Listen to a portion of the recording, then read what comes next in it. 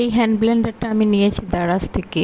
তো আজকে দেখি এটা দিয়ে কোনো কাজ করা যায় কিনা বা কীরকম হয়, আসলে আমার কাজ হয় কিনা।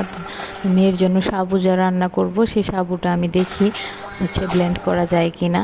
তো প্রথম দিচ্ছিলাম, প্রথম তো হচ্ছিল না। তো আমি তো হতাশ হয়ে গেছি, তারপরে একটু পানি দিয়ে দিলাম যে দেখি এখন হয় কিনা। এখন দেখলাম যে একটু ভালোই হচ্ছে, তাও এতটাও ভালোভাবে হচ্ছিল না, একদম মিহি হয়নি, কিছু কিছু সাবুদানা রয়ে গিয়েছিল। তো আমি ভাবলাম যে টাকা দিয়ে কিনলাম, হয়তো আমার টাকাটাই নষ্ট হবে। তো তারপর দেখি আরও কয়েকদিন যখন ব্যবহার করছি তখন দেখি যে না, আসলে আমি যেই বাটনে চাপ দিয়ে কোন বাটনে চাপ দিয়ে কোন জিনিস করতে হয় সেটাই প্রথম বুঝিনি, এখন বুঝে গেছি আসলে এই জিনিসটা খুবই কাজের।